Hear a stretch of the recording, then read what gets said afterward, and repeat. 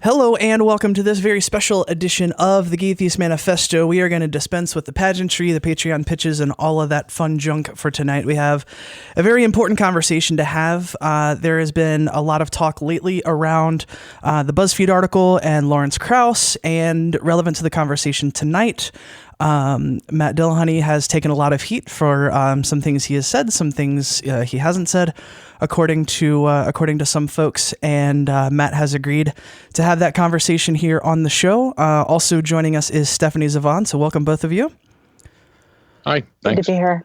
All right, so Stephanie, you wanna start us out here? Sure.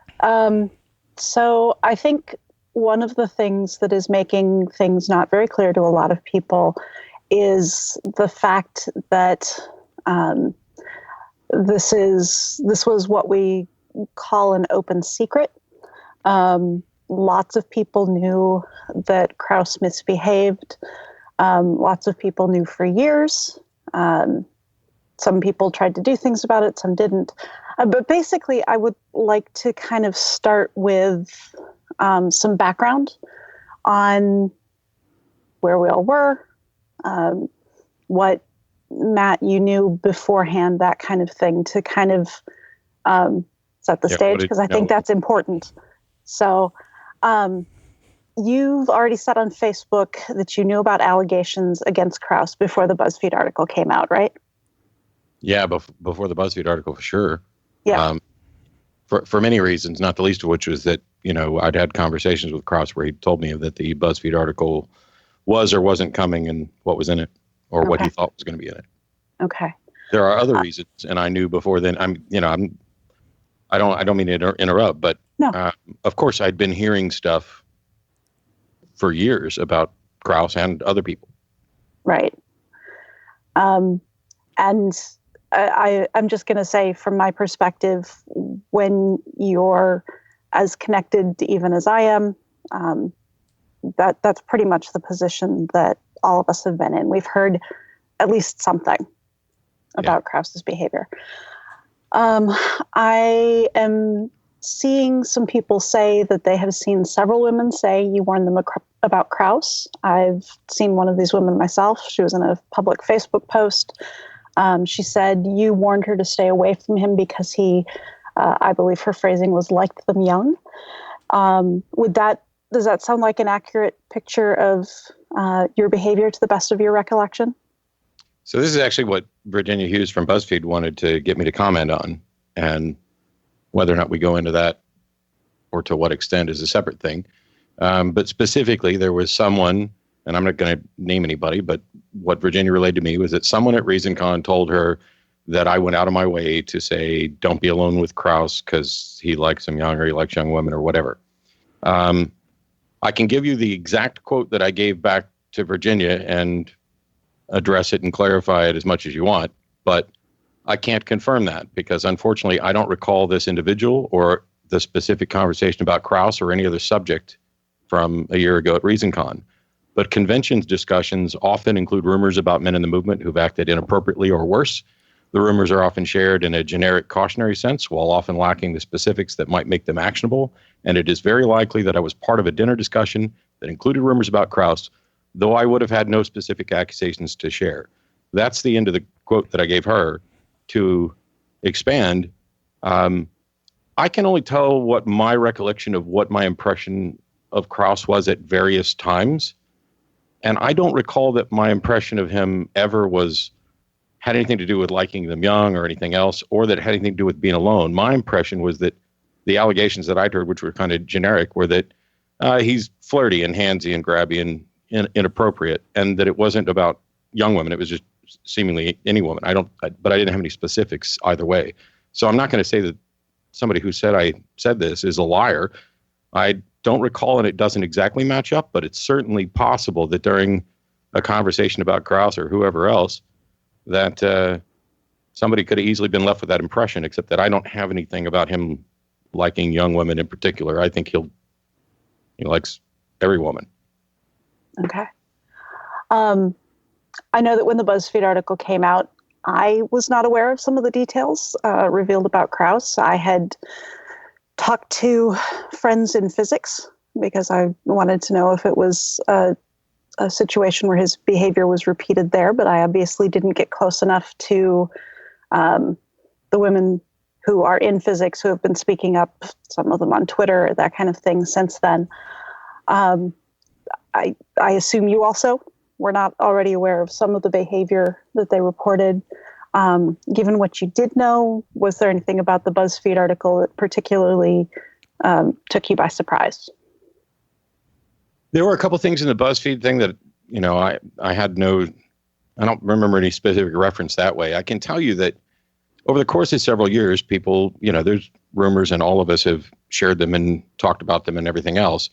But part of it was, okay, what's my impression of Krauss? How big of a problem is he? How much of this is accurate? Is this, because there've been men who showed up at Atheist Community of Austin stuff. One guy in particular who decided he was going to use neuro-linguistic programming to get laid. So he would constantly say things like, let's move this conversation in a new direction. And I had to call him out on it and say, I'm not telling you can't come back, but you've got to change your behavior because nobody's buying this and all you're doing is annoying people. And there are women who don't want to come back and participate in this if you're going to sit across the table and do this stuff. You're not helping anybody and we're not going to permit it. And so I kind of took the allegations against different people and I was trying to treat them as fairly as possible, although I did find later that I had been unfair, at least in one.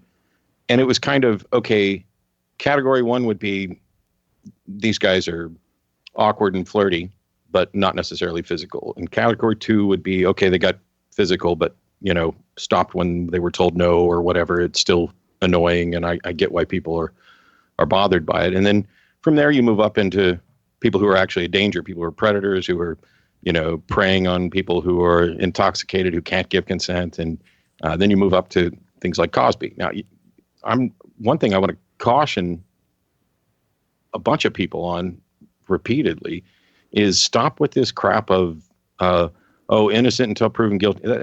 I'm convinced OJ's guilty no matter what the jury said. I think Cosby is a rapist, no matter what the outcome ends up being. You can make assessments. And so I was trying to be fair and putting people in categories. And some of the information, first of all, up until the first event that Krauss and I did in Toronto, all my information had been, third hand, second hand. And, you kind of look at that and you go, okay, somebody I trust is telling me something that somebody they trust told them. And, how many steps down the Chinese whisper ladder are we to what's accurate? And I try to judge people based on my interactions because I've had people, hey, don't go near this person because they're terrible. And I ignore that and find out, okay, maybe they're not terrible, or maybe I find out they are. All of my interactions with Krauss before I agreed to do those events had been positive. We'd had good conversations. He's changed his mind on stage. I'd never seen anything that would, raise concerns. And it was kind of okay, let me do this event. Let me get to know him a little better. And also some of the people who relayed information to me turned out to be not particularly trustworthy.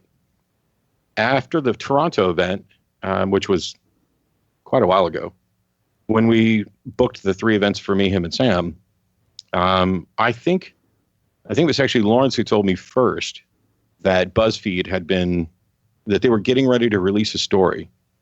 And he had provided them with information that was false and some affidavits from ASU and all this other stuff, and that the article was going to go away. And still, I don't have any specifics other than people have accused him being inappropriate. Or that's secondhand or thirdhand what I've told. And I remember when he was telling me, basically, if you read his PDF thing, did you guys both read that? Yeah. Yep. Yeah. So if you read that, most of what he includes in there is what he had been telling me anytime the subject came up. I was cleared by this, investigation in this university, and this is false and this is false. And part of the problem for me was not only did I not have any specifics, but where there were specifics, they were very problematic. The one story that keeps coming up over and over is the CFI cruise where he and his future wife evidently propositioned somebody. She said no, and that was the end of the story. And I'm like, how is this? I mean, how is this remotely representative of a problem? I mean, people are going to proposition other people, and when they say no and that's the end of it, I kind of thought that that was a good thing. And the rest of them were vague of, oh, he touched me here, he touched me here. The ironic thing of all this is I now have more specific information that I've received in the last 5 days than, well, it's the only truly specific information outside of what was listed in the Buzzfeed article. So when we agreed to do that series of 3 events, my thinking is, okay, you know, he flirted too much with somebody, but I'm going on stage. We're going to talk. We're going to leave. I'm not even putting him in a position where he could be a danger to somebody if he was. And I'm not the one who's giving him a venue. I mean, he's more popular than I am. And I didn't see him as the same sort of threat or danger that I might see other people. It was, yeah, there's rumors, be on guard, kind of like, I think I use the example, and this is, no analogies are intended in any way to diminish the seriousness of this. But if there's some bad Yelp reviews for a restaurant, I might not go there. I might, depending on what the reviews happen to say, or whether, you know, it's like one review or whatever. But I'm also, even if it's bad reviews, I'm not going to go on a campaign to get the restaurant shut down. And I was trying to make sure that I was treating people fairly. And I didn't have, you know, Lawrence seemed to have, hey, Arizona State University had said that there's never been an accusation against me. And this other, you know, university backed down. So all the stuff that was in his PDF was what he was telling me. And even after the BuzzFeed article came out, I didn't have anything new or specific. That all happened. Some of it happened within the last 5 days. Some of it happened within the last 8 or 9, where I actually, you know, got more information that clarified stuff. So at the time we were doing the event. Yeah, go ahead. Just to, because you said it this way a couple of times, gotten more information. You're talking about hearing firsthand from people of their own experiences with Krauss. I know that's something I've been seeing. Or are you talking about basically what kind of information are you talking about? Yeah, so the specific information I've gotten last week is stuff that's not in the BuzzFeed article, that is also not firsthand, but it's secondhand from, you know, somebody's spouse or somebody's friend. So I'm not going to claim that it's better information, but I mean, it's all damning of Krauss, but it's definitely more specific and closer to firsthand accounts than I'd had access to previously. And none of that happened until basically Saturday, Sunday, Monday of this past week. Now, to be fair, because somebody's going to say, there was one individual who contacted me after the BuzzFeed article to ask me if I wanted her to tell me her firsthand account. And I had already heard portions of it. And my response was basically something like, at this point, I don't think it'll make much difference, because despite people's suspicions, I'd already made up my mind about what I thought about Krauss and whether or not I was going to work with him. So hearing another firsthand account didn't, you know, or hearing a firsthand account, I don't think would have fundamentally changed my view of her story, which I'd already partially heard. So there was a lot going on, and I was like, yeah, we don't have to get into that. Yeah, I think one thing that's important to point out, you know, when we're talking about going back a second to the CFI cruise, and you know, the proposition made, there was a turn down, and that's the end of the story. And you know, I've been propositioned, I have propositioned other people, and I think it's fair to say that there is a way to do that that can creep some people out, in a way that people can do that doesn't creep people out. And the thing that's damning about it to me is, you know, the person in the story obviously came away feeling pretty uncomfortable about it. And if that was one story, we might be able to be super charitable and talk about mixed signals and that kind of stuff. But there's a pattern here of, even if we're talking about the awkward flirtations and we're leaving aside for a second, you know, the unwanted touching and even some of the more serious stuff, just that stuff alone. I mean, there's just such a pattern of people coming away from these interactions. Because I've been propositioned before and been flattered by it. And I've been propositioned before and creeped the hell out by it. And, and so for me, what was damning so much about that was not necessarily that specific interaction, but that interactions fit into a pattern of people coming away from those interactions feeling very bad about them. Does that make sense? And I would agree with all of that, except for this was the only case that I had where there was anything, kind of specific about the interaction. Sure. And to this day, the individual in question, I've seen no evidence that they were bothered by this at all. They were given multiple opportunities to talk and comment and didn't. And my understanding, which admittedly is coming from, the same, basically what Krauss put in the PDF, that, there's no indication that this was a problem for the person. And there's maybe it's a problem for somebody else. It really doesn't matter too much to me, except that this one incident kept coming up as like the prime example. And all the details we had about it were nothing that I could have, certainly couldn't have condemned anybody before. But I agree. And here's I know I'm kind of jumping ahead and I want to make sure I get to whatever questions anybody has. But what a lot of people don't know is what was going on behind the scenes at various points. And some of it, unfortunately, can't be talked about. But I can tell you what I hoped would happen and seriously doubted would.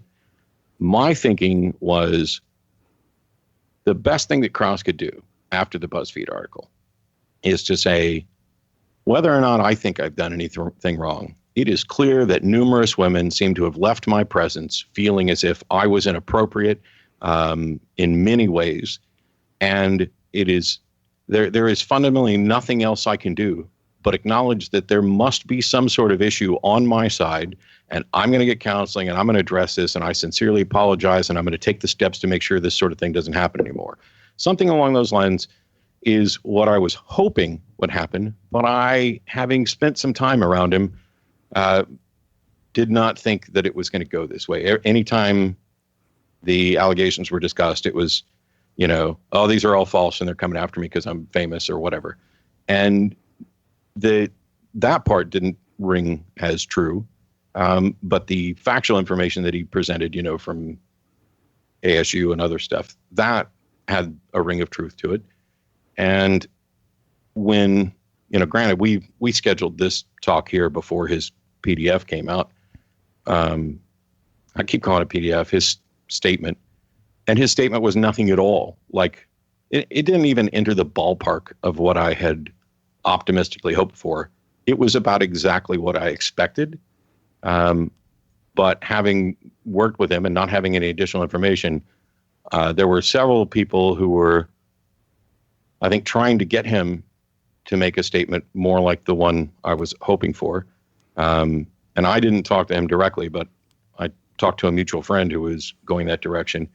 And there were a bunch of us that were like, this is the best thing you can do. And it has to be sincere, and you have to follow up on it. It's not just, here's the magic words that get you out of, hot water. This is the first step. And absent this first step, none of us can ever work with you again.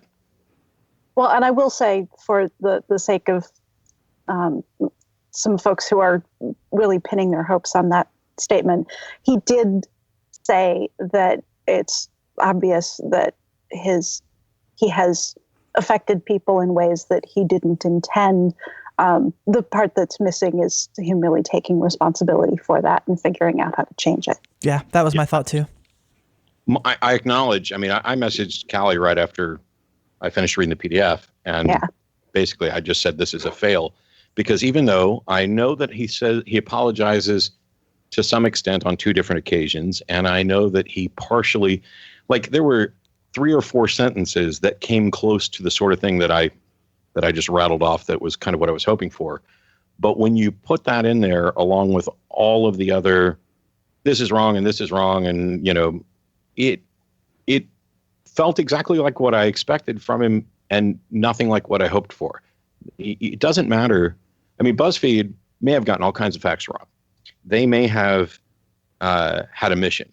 When I first read the piece, setting aside the parts about Krauss, because there was more to it than Krauss, it felt very much, like a hit piece. We've got a mission, and here it is, and here's the evidence for this. But I didn't have any way of, determining which accusations are accurate, and that's a notorious problem. But I was hoping for something, and even if you edited his statement, got rid of everything in his statement except for the couple of apologies and things that came close, I I'm in agreement with you, Stephanie, that not only was it not enough, but there's no indication that serious action is going to be taken to, like take inventory of his life and figure out, at a minimum, what have I, even being as charitable as possible, what have I misread? What is it about my interactions that this keeps happening? Because it's patently ridiculous to sit down, on stage with Sam Harris and pretend that people are coming after you because you're famous when these same accusations, aren't directed at Sam or somebody who's, way more famous than you. I mean, it just sounds stupid. So, since you have, it sounds like you are planning not to work with Krauss in the future. I will never work unless, with Krauss again. Yeah. You also recently dropped an appearance where you were going to introduce Michael Shermer. Yeah. Obviously, the information on Shermer's behavior came out several years ago. Is there something about the information about Krauss coming out that changed your mind there, or how? Walk me through how you ended up being prepared to introduce Shermer and then weren't. Originally, I wasn't part of this event at all. It was just Sam and Shermer, and I had when I first started working with Pangburn Philosophy, there were a list of people that I was interested in working with, and a list of people that I wasn't that interested in working with. And one of the things was to part of the agreement that I made with Travis, which we're living up to in doses when we can afford it, was, hey, I'll do an event with Sam and Richard, but the very next night I want to make sure I do an event with Tracy Harris and Sarah Hayter. It's about, I gave him a list of people that I think should be listened to more than Richard and Sam and me and whoever else. And so if we can build Pangburn Philosophy in a sense where, hey, we're bringing, these premier events and introducing new voices. And we did the event with me and Tracy and Sarah, and I really enjoyed it. I put Callie's on the list and Seth's on the list, and I think I put Zinnia Jones on the list. Anyway, none of that is relevant to this. So Sam was doing this event, and it was going to be in Austin. And I said, well, I'm not going to have anything to do with that particular event. But I talked with Sam, and he had invited me to come down and hang out and wanted me to have a discussion with Shermer so that we could, get to know each other, and he could, I'm not really sure what all the details were. And I said, okay, I'm not going to be on stage, but it's nothing for me just to go up and say, hey, Austin, welcome. And on behalf of Pangburn Philosophy, here's Sam Harris and Michael Shermer. And I intended to do that, but when the Krauss stuff happened, and there was some stuff that specifically happened to me, which we haven't got into because I really want to talk about it, but I also am anticipating every time I've mentioned some of the stuff that's going on, some people's immediate reaction is, oh, you're making it this about you instead of about the women. And yet there's an issue with what's happened to me over the last couple of weeks. Whether or not we get into that tonight is, my decision because I was under fire and I'm getting text messages and I've got reporters calling me, and there were people jumping to conclusions. Literally, I read the article in Buzzfeed, grabbed my bags, headed to the airport, flew to Phoenix, landed 4 hours later, opened up Twitter, and there were already accusations that I had gone dark on social media when I was on a damn plane and when none of us had a chance to discuss it. And the very next day, we had a discussion. There are parts of it I can't discuss because it was confidential in email, but it was shocking to watch people's suspicions on Twitter being directly countered in what was actually going on behind the scenes. And then I made the post saying that Lawrence had been removed from the event or withdrew, or however you want to phrase it, and that I didn't have a comment now, but I would have a comment later, probably at NanoCon.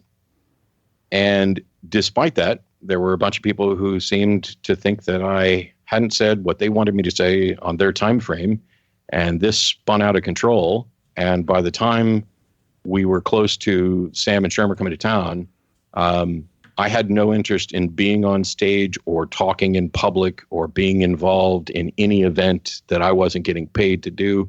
ever again. And so I just said, no, I'm not going to introduce them. Do you understand why some folks might be disappointed by that, though? By disappointed by what? Just the fact that you were going to be introducing them at that event. Because that's still, I mean, obviously that's not like a friendly on stage conversation where you're, shaking hands and that kind of stuff. But I mean, that is kind of a direct association. I don't know. Do you think it's unfair for folks to be upset by that? Well, my concern isn't whether or not folks are upset. Yes, I understand why people would have concerns about me working with someone who they think to be a danger. And, I get that. But on the other hand,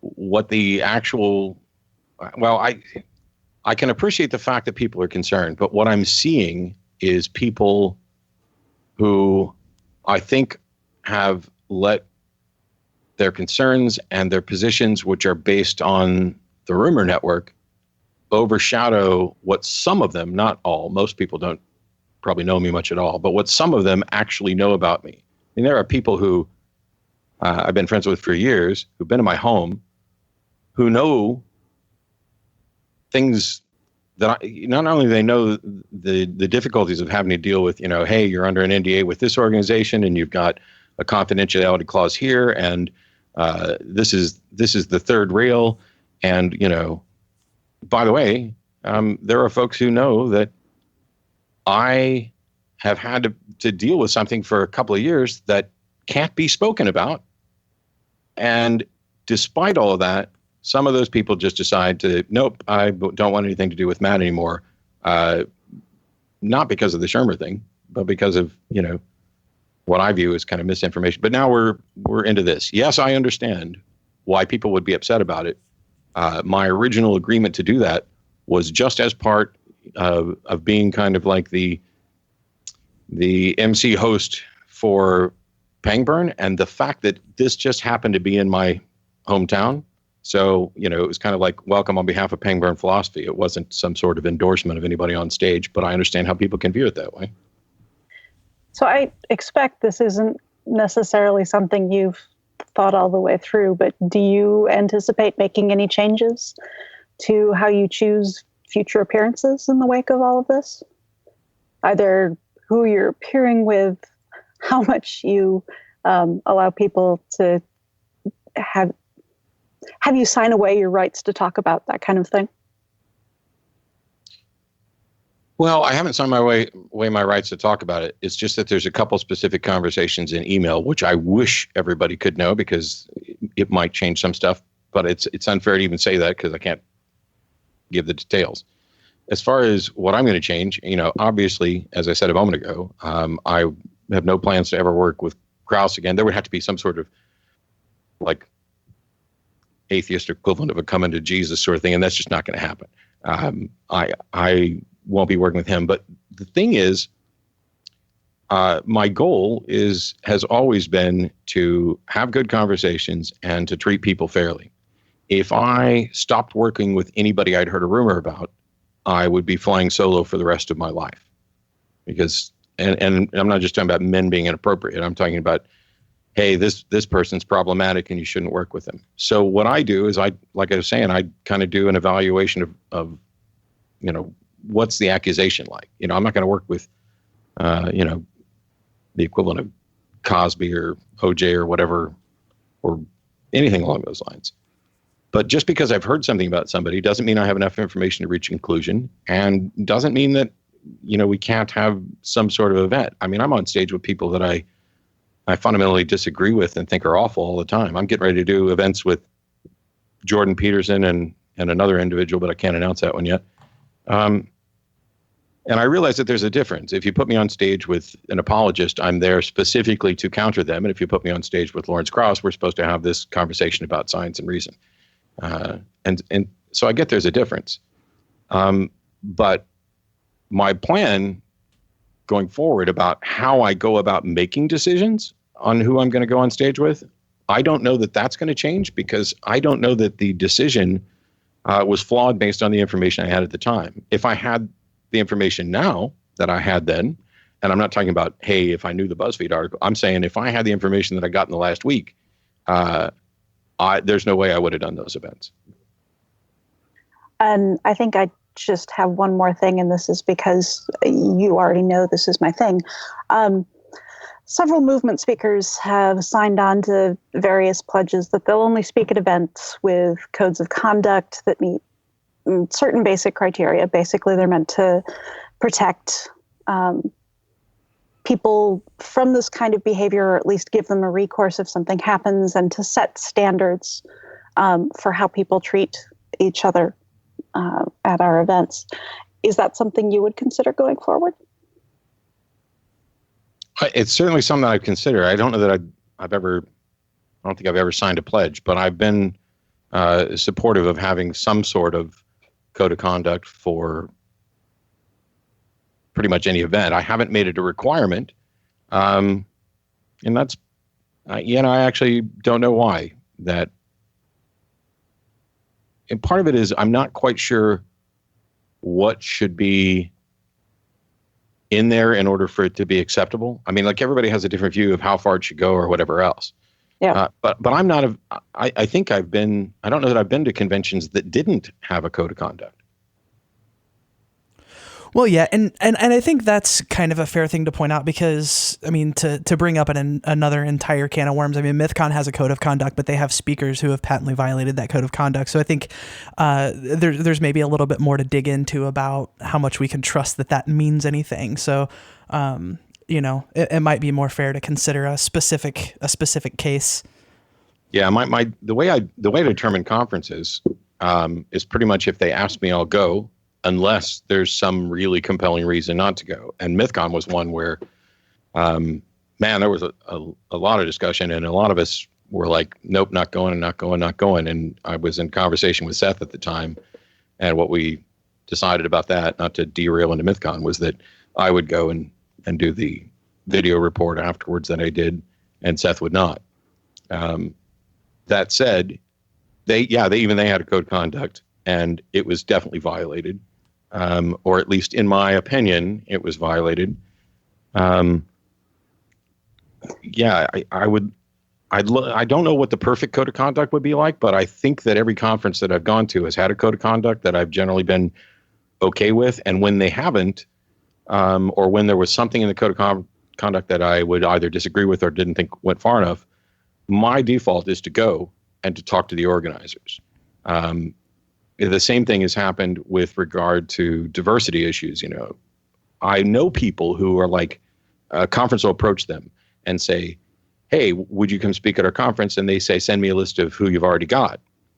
And they send the list, and somebody will say, oh, there's not enough women, there's not enough minorities, et cetera, so I'm not going to do it. And I have a problem with saying I'm not going to do it, because that perpetuates it. Whereas what I think should happen is, there's like, here's the locked in group of speakers, and then here's the list of people who have given tentative yeses, assuming that the full speaker list meets, the diversity that they're looking for. Because now, if everybody says no because there's not enough women, or there's not enough, representation for trans people, or whatever category we're looking for, then you can't fix that. What needs to happen is you need to say, I'll go under these conditions. And now all of a sudden you give the conference people more room to work with. I've had conference organizers basically tell me, oh, we tried. We reached out to so-and-so and so-and-so and so-and-so and so-and-so, and they all said no, because none of the rest of them were going. And what I told the conference organizers is, okay, I get that, but here's what you need to do, and gave them the same plan of saying, can you at least give us a tentative yes if we get these others? I think something similar could be done with the code of conduct, but every organization, like I said, I don't know that I've been anywhere where there wasn't one. There may have been some incomplete ones. Yeah, I support. There are definitely some incomplete ones out there. But if that's something you think you might support in principle, we can have that discussion offline. So, sure. I mean, it depends. This is something that as soon as we started talking about it, I immediately advocated for it, because, and I'll try to keep this short because I know I talk forever. The Whisper Network, the Rumor Network, I'm actually glad that it exists because it gives people who are frustrated and feel they have no voice and that they have no outlet the opportunity to share their stories with other people. However, it does come with some issues in that you have essentially lists and rumors, and there's no real way to vet it, and there's no real way to take any action going forward. And as long as you're willing to acknowledge those negatives, then this is great. I think the same thing of, Me Too, and this is what I was saying in Phoenix, is that this is essential because we've built a culture where specifically women have been forcibly silenced and indoctrinated to be silent, and they don't want to have to face the slut shaming, and if they were the victim, they don't want to have to be on the defense. There's a lot of complexities surrounding these issues, particularly because they deal with sex, that are going to make this unfair probably forever and in every sense. But Me Too encourages people to speak up, and that may be changing the broader dynamic. But we also can't pretend that it doesn't come with baggage, whereas false accusations, statistically, we were, for good reason, convinced were incredibly low. As we elevate the number of accusations, we statistically have to acknowledge that we've elevated false accusations. This has nothing to do with whether or not Lawrence has been falsely accused or anything else. I'm just talking about how this good thing has drawbacks, and I just want to make sure that doesn't slip through the crack, because people would say, you have to believe the women. And my default, as I noted in Phoenix, along with Sam, is to believe that people, women and otherwise, are honestly always trying to relay the experience they had. That doesn't mean that what they relay to me is in fact accurate. Now, my default is to go with, this is the most likely story until I have more information. And that's the way kind of rumor networks go. Hey, somebody I trust told me something, and I'm not going to call them a liar. So this is probably the case until I have some reason to believe it's not.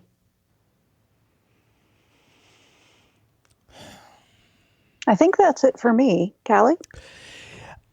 So a lot of my questions have more to do with kind of the discourse following. Like I definitely get that. I mean, it was pretty unfair to be like, this thing came out 4 hours ago and you were on a plane for 3 hours, but you need to have this like super detailed, thought out statement. Like, I definitely agree that expectation was unfair, but I don't know that I think it was unfair for folks to expect something maybe in the days after.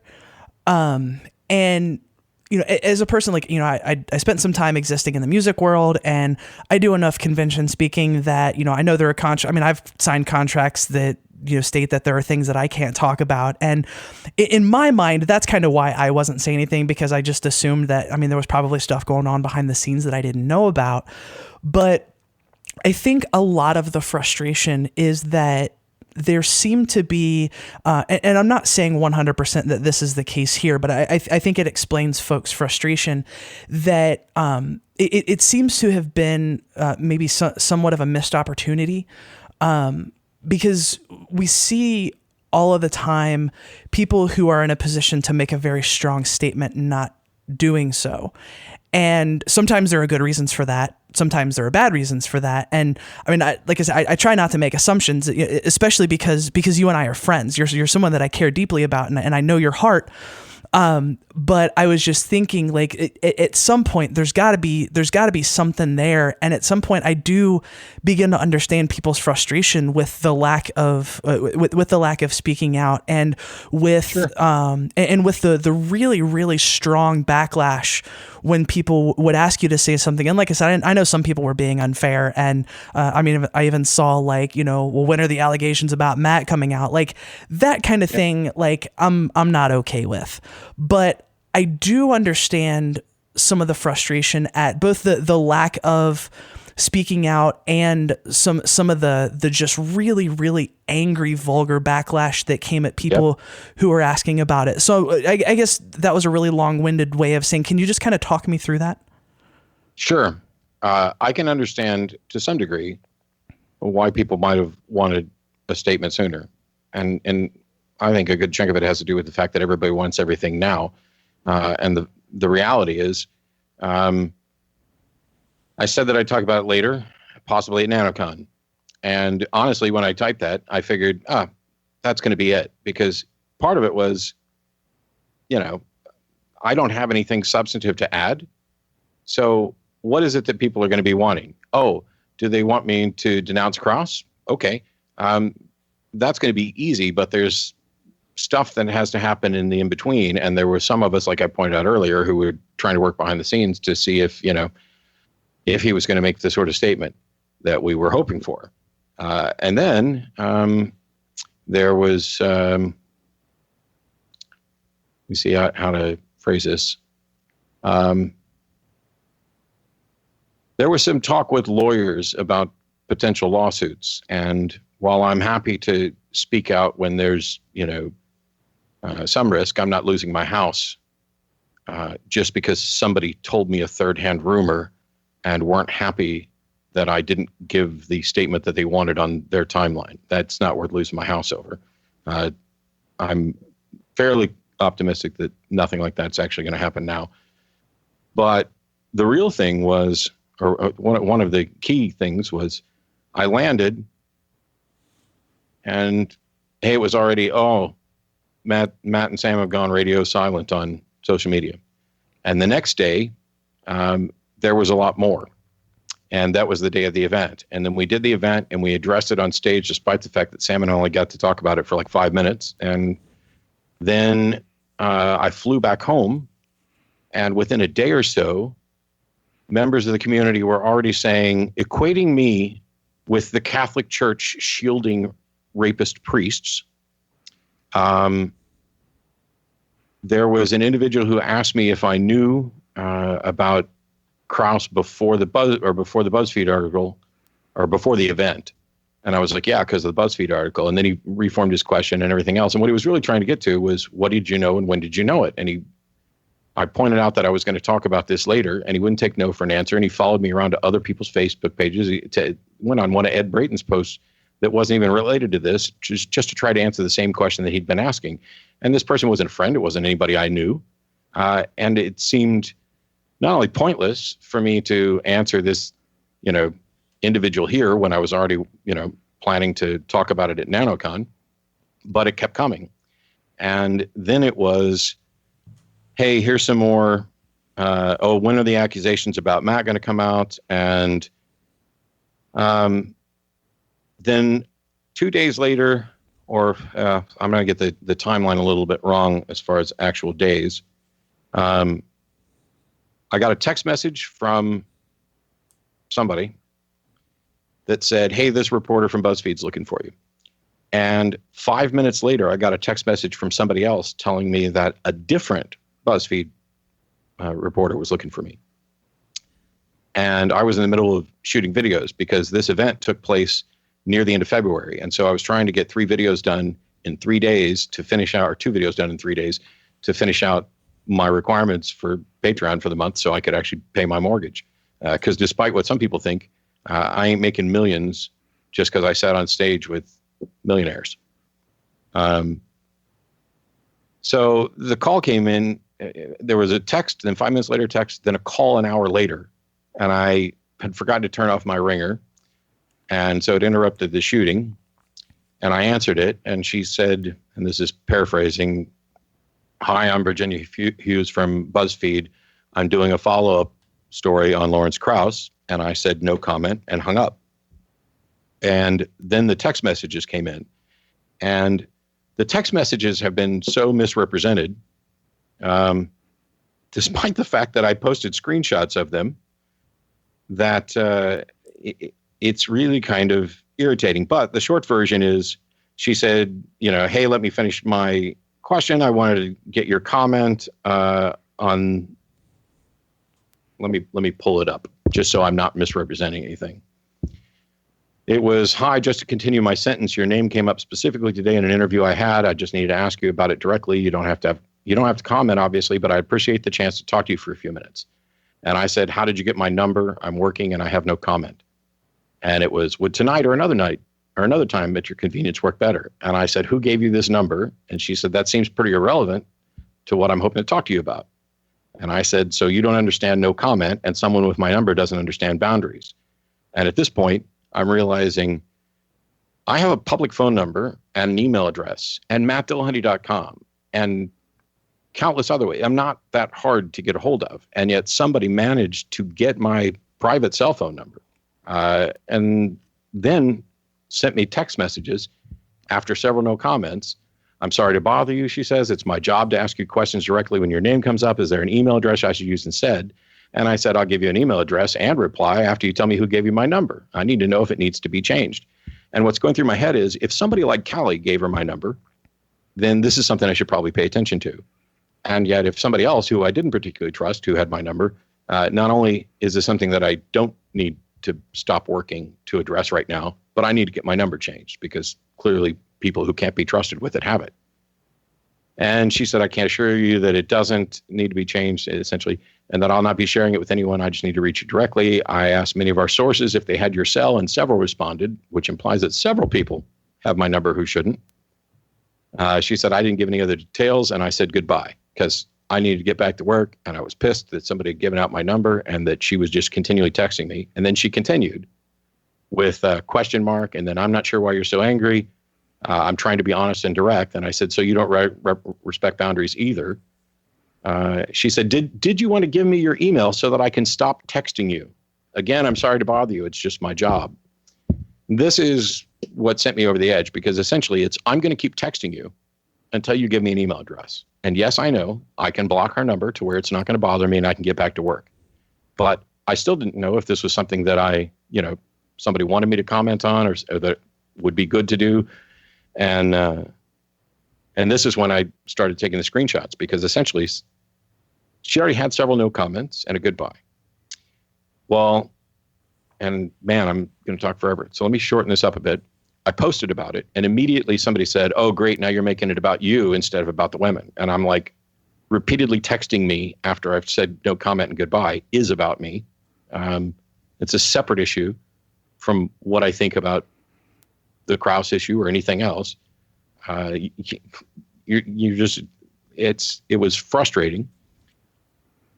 And then she sent me an email, by the way. I read the quote that I gave her, which I wasn't inclined to give her any quote. And I told her that if BuzzFeed needed to contact me again, they could send somebody else, because I'm not putting up with that. And just there were people who came on my Facebook page to say that she was absolutely in the right, that she did nothing wrong, that because I'm a public figure or because this issue is so important, they would use those excuses for why it was okay for her to keep texting me and to threaten to keep texting me. Oh, it wasn't a threat. Yes, it was. I'm not saying she was threatening my life. It was basically, I'm going to keep texting you until you give me an email address. And then, in addition to this is okay because you're a public figure, this is important, the follow-up was, no, you don't understand. She's just trying to do you a favor. No, she's not. She's out to get a comment on a story, and she has to cover her ass in case they say I had no comment and I try to sue them back. And I understand that I have to have some information with which to say no comment. But if I hadn't replied to anything other than no comment, they still have a screenshot of her sending a text message to my phone number where I said no comment. There's no lawsuit there, and it doesn't give somebody the right to just keep texting you after you stop. And so anybody who came on my Facebook page, whose immediate response was to defend her actions, when even the person who had recommended her to me, who trusted her, said that her actions were inappropriate. Anybody who came on to defend that, it was fuck you and block. Because I'm sitting here trying to get work done. I am now irritated. I got people saying I'm the equivalent of the Catholic Church. All this stuff and mountains of suspicion. Oh, there's a cone of silence from the Bro Club going up around Lawrence Krauss. And then PZ posted, that I was protecting Lawrence Krauss and I aren't buddies. We're not friends. We've done a couple of events together. But also he posted the a partial video from the Phoenix event, and where we both pointed out that what our defaults were to believe women and what the issues were. And Sam offered up his initial support for Me Too, which I continued on. And PZ thought an accurate summation of that was to say that essentially Sam and I were saying, bitches be lying. So PZ posts that. Adam gets blocked. Adam then goes and misrepresents, saying, oh, Matt's blocking everybody who mildly disagrees with him. No, I blocked specific people. The guy who hunted me down to other people's Facebook page, who wasn't a friend, asking a question that had already been addressed, and the people who were defending the reporter and suggesting that somehow my boundaries are irrelevant. Now, they're all entitled to that opinion, but what we're talking about here is Facebook. I get to keep my Facebook the way I want, and I try not to make it too much of a bubble. But on the other hand, if there are people who are coming in to basically say that it's okay to harass me, they can go to hell. If Adam wants to do a podcast at some point, or we're at an event, I don't have any objection with that. It's not like I'm cutting people out. It's the same thing with Amanda and everybody else. But when I'm getting this all day, every day, for a week, if you come in and defend the reporter with no other context, no other, hey, this part was right or this was wrong, it was just, nope, she was doing her job, it's all right, you're not staying on my Facebook page. And anybody who thinks that I'm terrible for doing that, tough. But that all led to, there were many times where I was going to do what we're doing tonight, where it was, hey, obviously there's going to be a lot more people who are going to want to hear this than I had initially suspected, because I didn't have anything substantive about Krauss. And, I figured most of the people asking questions are like, hey, why did you ever agree to work with him? Which I'd already discussed, but I was happy to do it again. And are you going to work with him in the future? And that I already pretty much knew, but I was willing to reconsider if the magical conscious fairies had prompted the sort of contrite, actually repentive, for lack of a better word, apology and acknowledgement that we actually didn't get. But after it was all day, every day of suspicion, accusation, name calling, friends who've known me for years, who know a lot about what's going on behind the scenes on the stuff that I can't talk about, which I'm pretty sure both of you may know. I don't know. Yeah, I know what you're talking about. Yeah. And I don't know. I'm not going to put anybody else on blast for anything, but it was like, oh, nope, we're done with him, with no conversation to me. And there's another person involved here that hasn't been mentioned, and that's my wife. And a couple of the people who decided to cut me off based on misinformation and suspicion without talking to me, one nice thing I can say is that they didn't cut Beth off. Because I'll take whatever fallout from my decisions. But when Beth, whether I'm thinking I'm right or wrong, people are going to make up their minds, and there's going to be whatever consequences, applause, whatever. But she wasn't a part of this. And so every day she's sitting next to me on the couch, seeing more of this than I am, because I block some people. And there was a statement that I wrote up and posted that was up for about 5 minutes. And she actually asked me to take it down because she was concerned that the perception was that at this point, everybody thinks you're just being hot-headed about any little thing. And so that's not going to do any good. When really I was in fact being very, very hot-headed about one specific thing.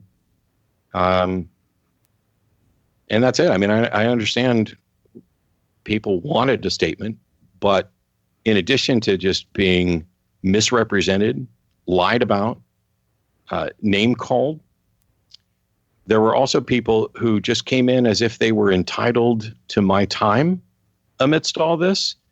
And I give a lot of my time, and I probably would have given more of my time had it not been the fact that I was under fire before I even landed in Phoenix, and it still hasn't stopped. And as a matter of fact, I might have been more under fire even than Krauss for a period of time. And knowing what actions I had taken and why, It was pretty much, I think I got to a place in my mind where it was like, fuck anybody and everything. Fuck this movement.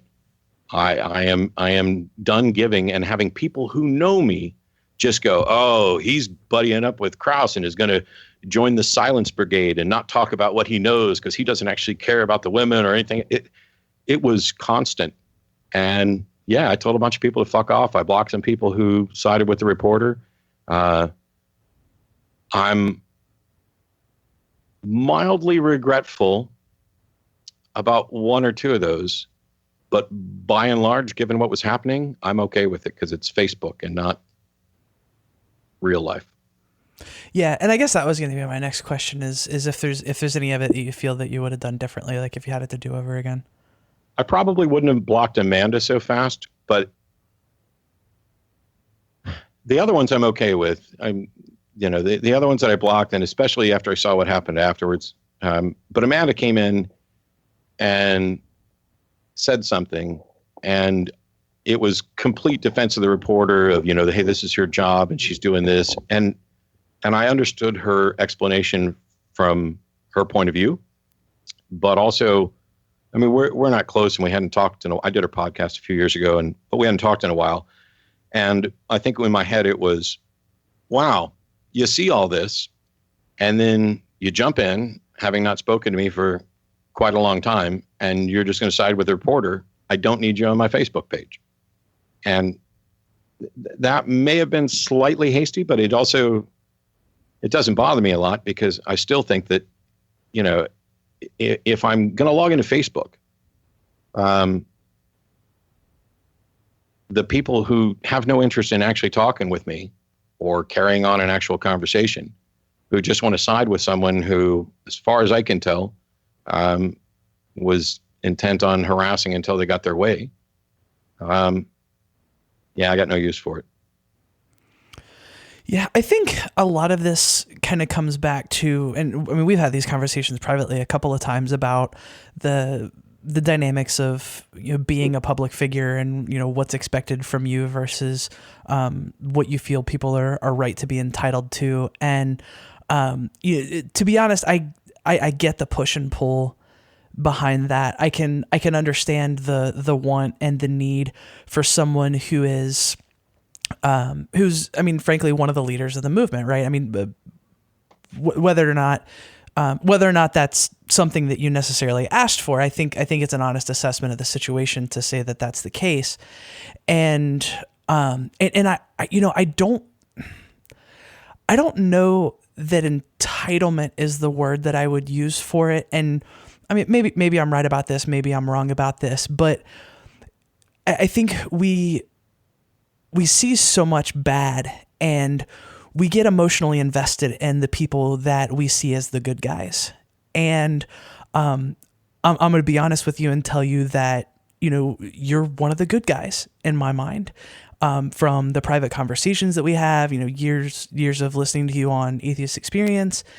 And so in my mind, it wasn't even, he's a public figure, he's connected to Krauss, therefore he's obligated. It's more just like, well, this is who I believe Matt to be as a person, right? It's not even really necessarily of, your place in the movement or your place as a leader or anything like that. And I try to think, what I might do if I were in that situation. And, I might get pissed and block people too. And I might stay silent because I feel like I'm under siege, and no matter what I say, people are going to take it wrong and attack me anyways, and I might shut down, So I'm not even, I don't know that I have a lot of harsh criticism of that, but I think it's important to understand the other side of that as well, if that makes sense. And the desire to have one of the good guys, say something strong and say like, what, I'm closer to this situation than a lot of people are. I mean, I've done events and podcasts with people that are acquaintances and not friends either. You know what I mean? I don't think it's, I never thought like, oh, these guys are best friends and he's defending his best friend or anything like that. But, you're closer to the situation than a lot of people are. And I think there was a want or a need for people who have been, kind of under siege themselves, as far as, this bad thing happened to me at a conference and nobody believes me. Or, especially, this Krauss did this thing to me and no one believes me. And I think so much of the anger comes from the fact that it seems like such a missed opportunity. And I think, we've talked through a lot of that. And, I don't know that I think the sticking point. Yeah, go ahead.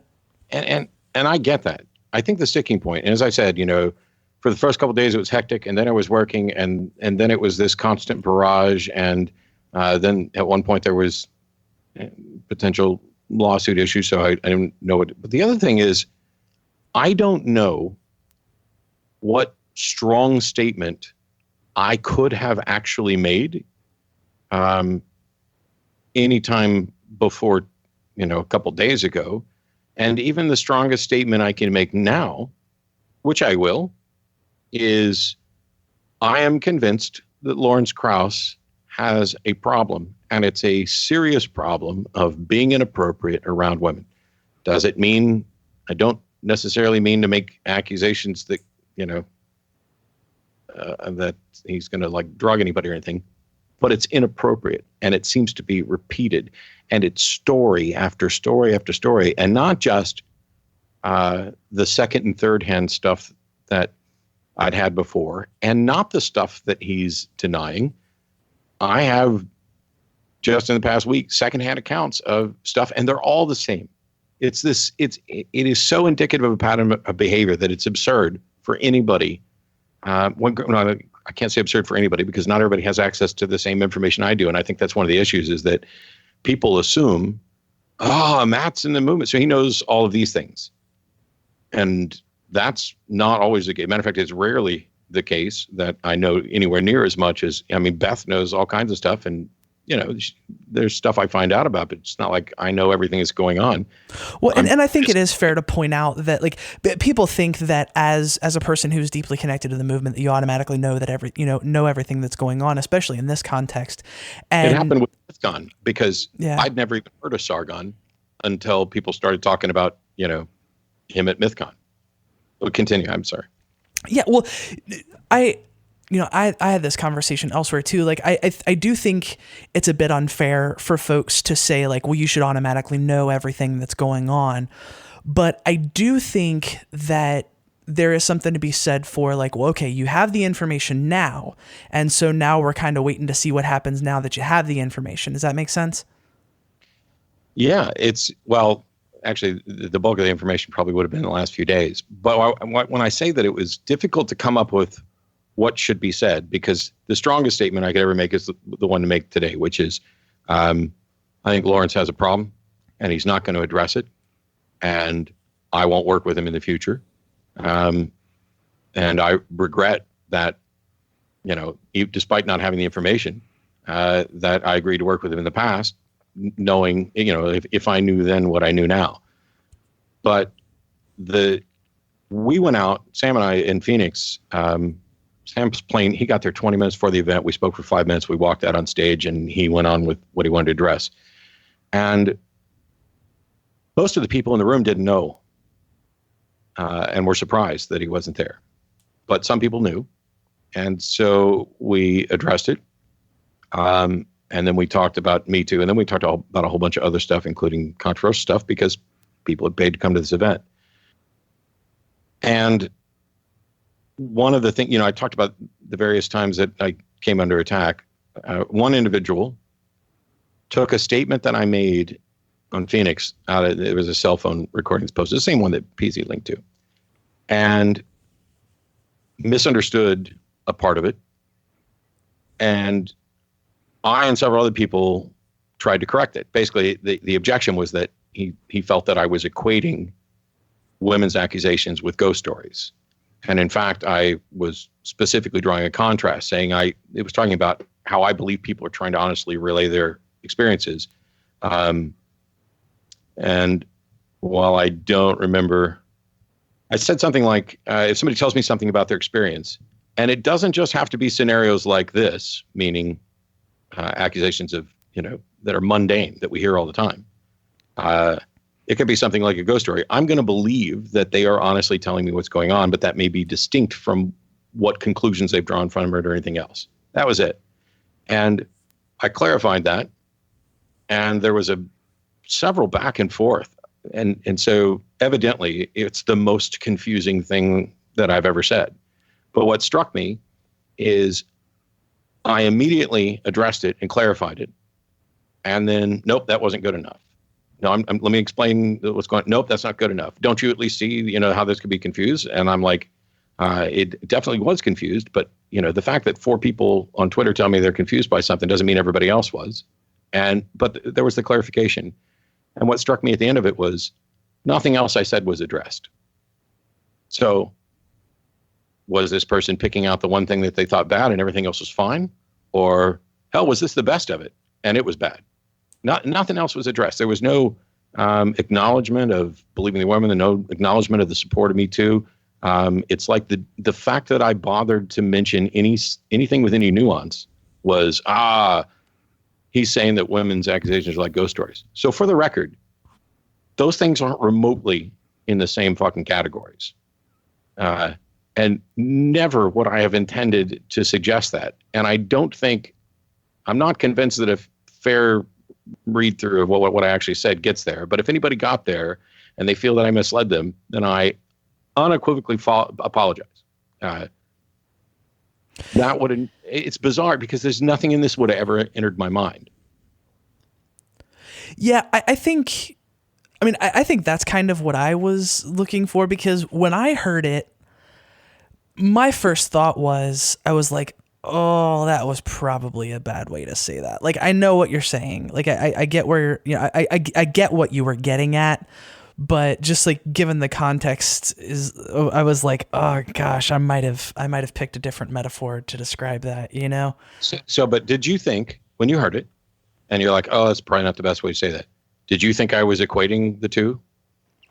I didn't think that you meant to. I think that the words kind of did that, but I don't think that was your intention. And just to clarify, it's one of those things where it's the context, because women are continually told, particularly in this movement with the standards that they're expected to meet for evidence to even say something about people's heroes, their simple statement of having been propositioned or groped or stared at or all the various things that happen, they are treated like ghost stories. So that's always in people's heads. So when you go there, people are primed to hear that already. Okay.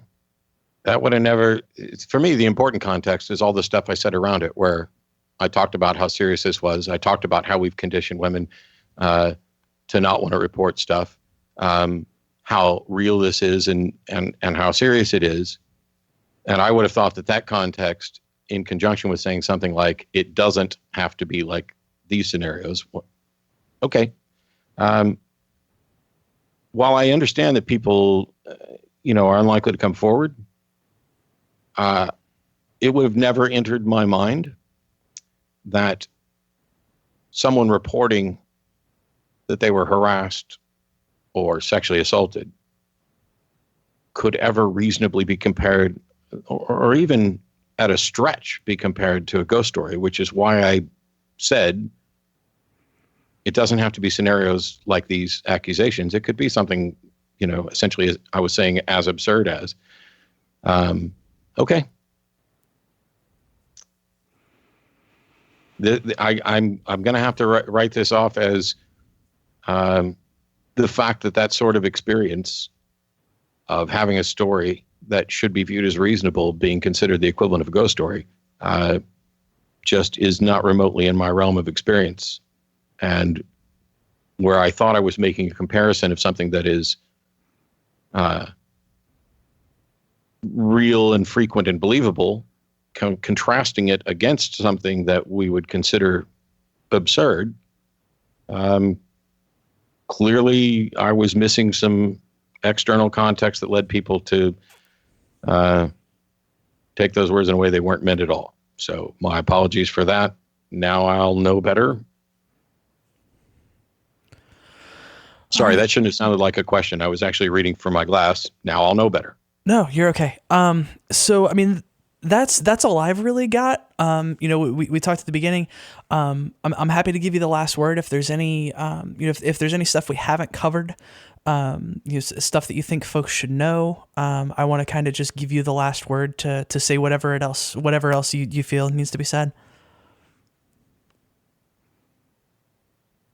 And if we've covered it all, that's okay too. I just wanted to make sure you had the opportunity. Yeah, I think there's a bunch of other little things, especially since you and I spoke for hours the other day.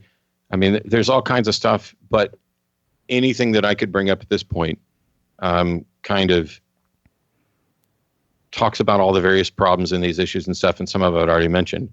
So for clarity, if I'm going to get a last word, I agreed to work with Krauss because I had vague rumors, and all of my interactions with him had been positive. And I prefer to judge people based on my interactions. I didn't view him as a danger or a threat. I found some of the accusations against him rather benign, and the rest were kind of vague and unsupported, enough to potentially exercise caution if you're talking to a woman, but not, or to, potentially warn somebody in those gossipy things, but not to, hey, you shouldn't step on stage with somebody. And because my interactions with him were good, I made that decision. In the last week, even 4 or 5 days, even after all the, to me, strange things that I was accused of, I now even have better information. But the key is, I'm convinced this guy has a problem, and it's a problem that he's failed to acknowledge, failed to take any sort of accountability for. I have no interest in ever working with him again. We've given him every opportunity. He came out with his statement. I think the statement was a fail. It didn't do what I would have expected somebody to do. That said, I'm going to continue to judge people based on the information I have, and I'm still going to continue to have my default of believing that people are honestly telling me about their experiences. But until I have strong reason beyond just a rumor that I got second or third hand, that enters my mind, kind of like, oh man, I'm terrified of making any analogies at this point. But if my friend tells me that a car dealer gave him a bad deal, I may never go to that one. But if it's the only one in town, I'm going to go there, and I'm going to exercise some level of caution that's commensurate with how much I trust my friend and the information available. And I don't know that anybody could do more. I am concerned that that one of the side effects of the background discussions, and this is just born of frustration, is that people may be believing things without exercising appropriate skepticism. And yet I'm generally okay with that if the end is that people are protected. So on the analogy or the contrast between these accusations and ghost stories or angel stories, I did not have the appropriate context.